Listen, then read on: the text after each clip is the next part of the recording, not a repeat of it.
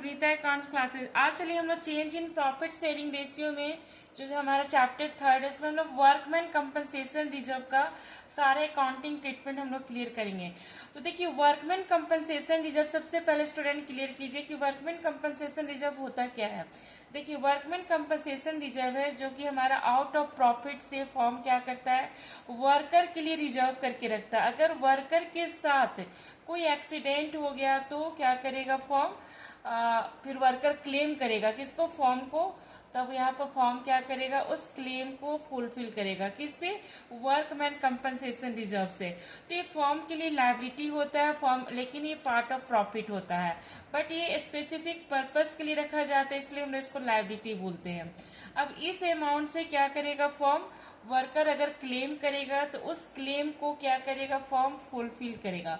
तो चलिए इसका 4 केसेस है, हम लोग सारा केस हम लोग क्लियर करते हैं। देखिएगा सबसे पहले केस फर्स्ट, देखिए केस फर्स्ट बता रहा है कि when there is a no claim, ठीक है, कोई क्लेम नहीं किया है वर्कर, या फिर बता रहा है कि not given any information for claim, claim के लिए कोई इंफॉर्मेशन नहीं दिया हुआ है, और या तो क्लेम है नहीं, ठीक है, कोई क्लेम नहीं है। तो उस केस में देखिए हमारा एंट्री क्या पास होगा, workman compensation reserve account debit to all partners capital account हो गया। अब देखिए ऑल पार्टनर यानी यहाँ पर जब भी हम लोग वर्कमैन को क्या करेंगे, जब भी हमारा क्लेम नहीं रहेगा तो इस अमाउंट को हम लोग क्या करेंगे, ऑल पार्टनर में डिस्ट्रीब्यूट कर देंगे। किस रेशियो से, ओल्ड रेशियो से, ठीक है। अब चलिए केस 2, देखिए केस 2 में यहाँ पर बता रहा है कि claim is less than workman compensation reserve. देखिए वर्कमैन कंपनसेशन हमारा 60,000 है, रिजर्व रखा गया है 60,000 और क्लेम उससे कम हो रहा है। तो उस केस में देखिए एंट्री क्या होगा, workman compensation reserve debit to workman claim. यहाँ पर हम लोग लेंगे वर्कमैन क्लेम।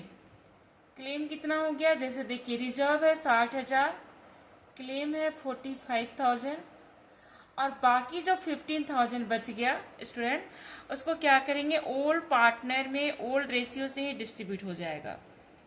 ओल्ड पार्टनर को ओल्ड रेशियो से डिस्ट्रीब्यूट कर देंगे, ओल्ड पार्टनर कैपिटल अकाउंट, और ओल्ड रेशियो से डिस्ट्रीब्यूट कर देंगे, ठीक है। ये केस 2 था। अगर क्लेम हमारा क्या है, लेस देन है किससे, वर्कमैन कंपनसेशन रिजर्व से। अब चलिएगा केस 3, देखिए केस 3 क्या है, देखिएगा claim is equal to workman compensation reserve. देखिए वर्कमैन कंपनसेशन रिजर्व भी हमारे पास 60,000 है और क्लेम भी 60,000 है। तो देखिए यहाँ पर क्या एंट्री होगा, workman compensation reserve account debit to workman claim account, और कितना 60,000,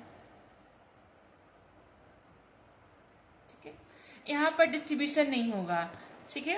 अब चलिए देखिएगा केस 4, जब क्लेम इज मोर देन है, देखिए मोर देन है वर्कमैन कंपनसेशन रिजर्व से, तो वर्कमैन कंपनसेशन रिजर्व हमारा 60,000 बैलेंस शीट में दिया हुआ है। देखिएगा 60,000 बैलेंस शीट में है ना 60,000, और देखिएगा यहाँ पर क्लेम क्या है, मोर देन है। देखिए क्लेम क्या है, मोर देन है 70,000 है। तो इस केस में देखिए फर्स्ट एंट्री होगा workman compensation reserve account debit, कितना है 60,000। अब देखिएगा यहाँ पर हमारा रीवैल्यूएशन आ जाएगा, हम लोग रीवैल्यूएशन भी पढ़ेंगे स्टूडेंट। रीवैल्यूएशन आ जाएगा, यहाँ पर 10,000 का लायबिलिटी बढ़ गया, फॉर्म के ऊपर लायबिलिटी ज्यादा हो गया, ठीक है। 70,000 दिए क्लेम किया, जबकि 60,000 ही फॉर्म रिजर्व करके रखा था। To workman claim 70,000। अब देखिए इसमें हम लोग को एक एंट्री और भी पास करना होगा स्टूडेंट, ये revaluation loss.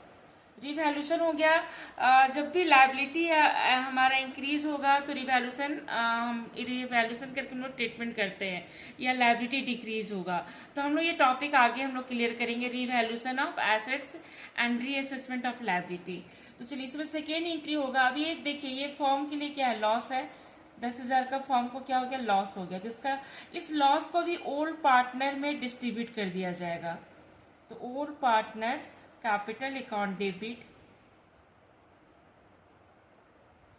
To revaluation account, revaluation account.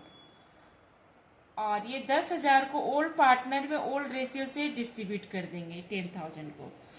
हम नेक्स्ट क्लास में क्लियर करेंगे IFR यानी इन्वेस्टमेंट फ्लक्चुएशन रिजर्व का अकाउंटिंग ट्रीटमेंट।